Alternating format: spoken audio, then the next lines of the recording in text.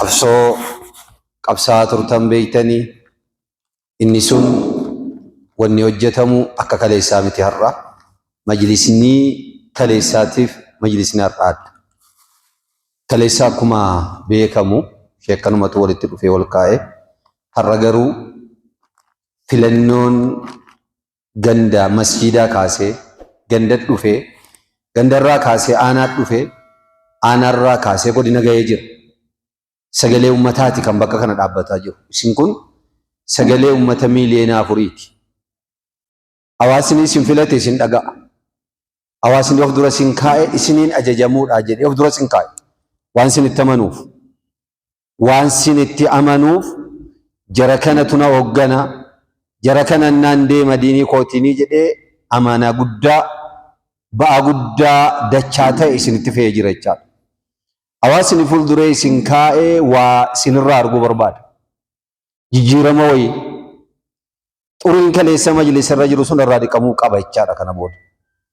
Majlisni dhimma diinii jedhamu dhimma masjiidaa dhimma diinii guutuun majlisa ilaala. Kana booda namni majlisa mormaa majlisaan hin hoogganamu majlisni bida'aadha waan biraa oofu jiraachuu danda'a malee imaama masjiidaa sheekii qaraasisu sheekii da'awaa godhee ummata baxabbaxu ta'uu hin danda'u. Aangoo guutuu qabdani kanarratti. Aqiidaan aqiida mataa isaati. Abbaa waan barbaade itti amanuun mirga isaati. Waan barbaade barsiifachuun mirga isaati. Walaakiin imaamaaf majlisa jidduu goranii ummataaf majlisa jidduu goranii ummataaf majlisa adda fageessanii inni jedhan kun kana booda dhaabbachuu qaba.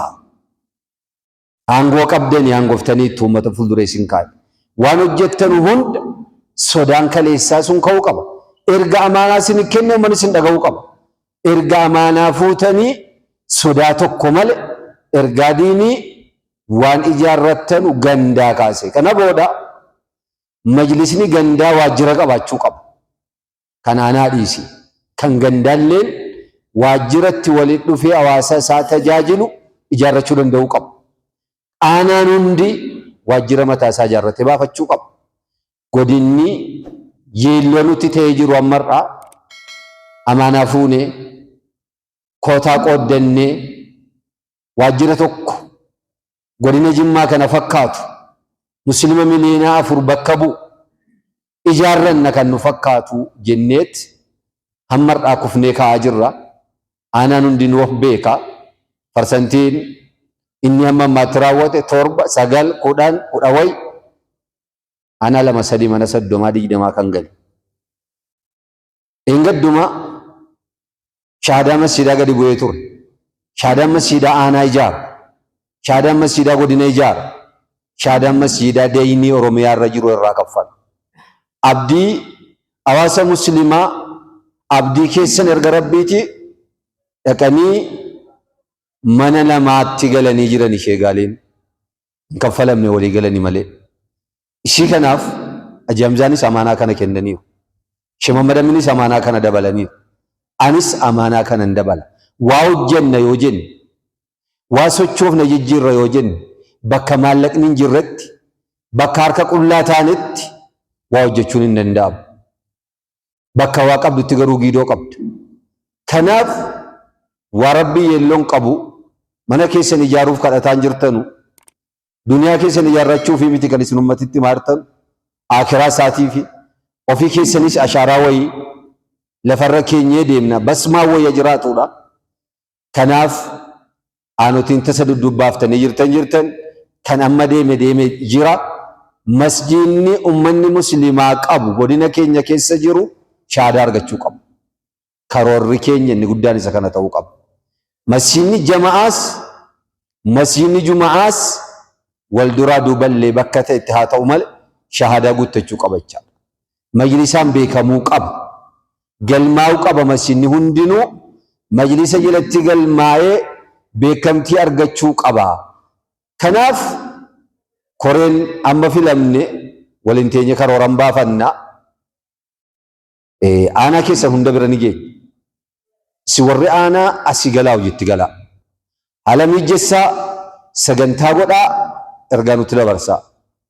aanoti hunda biran qaqqabna qaaman inshaallahu ta'ala. Garuu aanoti bira geenyee isinis jabeessinee a'immaa koree isin dudduuba jiru jabeessuudhaaf sochiin isin asii galtanii gootan murteessaadha. Aanaa haala mijeessee nu waame aanaa kamuu haa ta'u biratti argamnee jajjabeessuuf hawaasa kakkaasuuf isinis jajjabeessuuf wal qoonnee koreen hojii raawwachiiftuu godinaa filattanii kaatan aanotii irratti wal qoqqoonnee isin bira hin geenye nuti. Isa kanaaf qopheedha. Isin garuu yoo sochootanii galtanii wal gahii waammattanii mari'attanii hojii hojjechuudhaa deemtan irratti karoorfattanii nu jajjabeessaadhaan waamtan isin bira jirra jechaadha. Keessaayyuu aanotiin dadhabaan jiru yeroo isin waamtan kamitti isin biratti argamuudhaaf qopheedha. Innufnaa isinuma jabeessinee deebinaa jechaadha. Kanaaf nuti karoora keenya hin baafannaa maal gochuu qabna waan jedhu hin qophoofnaa sana booda ergaa isin hin dabarsin. Garuu asitti nu keessanii galuun gatii hin qabu. Ergaa sagalee nu kennitanii fuuldureen nu baaftanii ergaa gadi isinitti bu'u yoo fuutanii deemtan qofa kan nu milkeefnu. Asitti harka baasanii abaleedhanii yoo asitti dhiifne gal hojichachiin socho'u. Koreen isin of duratti baaftan kun qophaasaa waan hojjetu hin qabu. Qophaasaa waan inni hojjetu hin jiru. Yoo isin garuu dudduuba dhaabbattanii deeggartan ergaa isii gadi bu'u fuutanii hojiirra oolchitan hin jijjiirama inni yaadna godinni keenya inshaallahu ta'ala. Oromiyaanis akka biyyaattis hin jijjiiramu. Kanaaf garuu murannoo barbaada. Murannoo niyyaa dhugaa nurraa eega. Isa kanaaf murannoodhaan itti agallu qaama afurtu filame har'a. Qaamni arfan filame kun arfan isaatu hojiin isaa tokko beeka. Akka qaamaatti adda baafne dargaggoodha, hayyuudha, ogeeyyiidha, culamaadha jenne malee hojiin nu hojjennu adda addaa miti. Qaamni kun arfan walitti qindaa'ee dargaggoon, ogeeyyiin, ulamaan, hayyoonni walitti qindaa'ee akka godinaattis, akka aanaattis, akka gandaattis walitti qindoominaa yoo jenne jijjiiramna inshaallahu ta'ala. Garuu hojii tokko irratti damee baafne waan ta'eef amaanaa wal fakkaatu fuunee galaa jirra. Waadaa wal fakkaatu gallee kaane. Dargaggoonis amaanaa ulamaan fuudhan fuudheera. Hayyoonnis amaanaa ulamaan fuudhan fuudheera. Ogeeyyiinis amaanaa ulamaan fuudhan fuudheera. Mana tokko ijaarra waan ta'eef atachiin naa qabi jennee rukunii afur dhaabbannee mana kaasuu ta'e malee manichi tokkuma waan ta'eef amaanaan baanne wal fakkaata waan ta'eef namni amaanaan kun itti gatamu hin jiru. Amaanaa kooti rabbi irraa nagaafata. Rabbis amaanaa nutti kenne hawaasni nutti dabale qaamni addaa sitti argame hundi isaayyuu immoo amaanaa baatee jira. Akka aanaatti hundi isaatu amaanaa baatee jira waan ta'eef innis itti fuuldureetti ba'es inni fuuldureetti baasis amaanaa baannee jirra. Amaanaa kanarratti waadaa galleerra waan ta'eef waadaa kana galmaan haa gaannu, haa jabaannu, wal qunnamnee walii dawwallee hojii hojjennutti haa gallu. Bakka rakkoon gufuu mudatetti immoo walumaan haa hiiknu. Kanaaf amaanaa sila fuutanii of harkaa qabdan kan karaa irratti rarra'ee jiru kan shahaadaa warri maallaqa walii qabdanii hin galchin amma ammaa jirtan haa bicatu haa guddatu hamma walii qabdanii jirtan guyyaa boru irraa kaasaa godinaaf galchaa. Guyyaa boru irraa kaasaati haa bicatus haa guddatus waan kazanaa keessanii shahaadaa gurgurtanii qabdanu galchaa. Isa hafe immoo borirraa kaasaa mari'achiisaa itti deemaa yeroo gabaabaatti akka inni gurguramee dhumu godha. Yeroo danuu yeroo miti, yeroo rakkinaati, gannaa ummanni homaan qabu jedhee imaamni danuun ummatatti bakka gufuu ta'e jira nan beeka. Gizee kana maal jennee ummata waa gaafannaa. Masjiida tokkorraa birrii 10,000 jechuun gizee filachiisu jara keenya. Kan biraa yoo dhibe gennoota walitti qabadhaati. Indaanqoo nu gurguraa nu kennaadha yoo dhiisni isin didde. Indaanqoo cuucii tokko yoo gennoonni masjiida tokko sadaattu kennite hin guutu.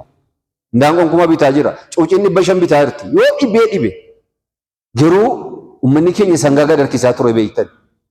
Har'allee namni isa amansiisu yoo jiraatu waan qabu sana kennuudhaaf birriin 10,000 masjiida tokkoof wallahi uzrii miti. Yeroo kamuu yoo ta'e ganna kam yoo ta'e ergaan gara biraatiin dirqamaan dhufee hin beekna.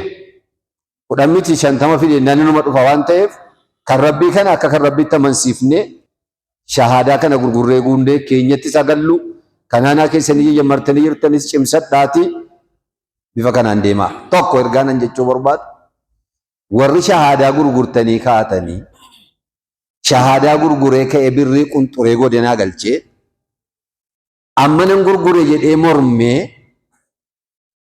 maallaqa guddaa biratti qabee taa'u yoo shahaadaa kooppii gootanii kooppii gurgurtanis isin bira geenya.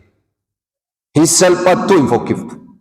Kooppii gootanii kooppii gurgurtanii isa majlisni asii gadi kenne immoo gurguramuu dide lafa jira ka jedhu yoo jiraate irra qaqqabnaa seeraan gaafatama.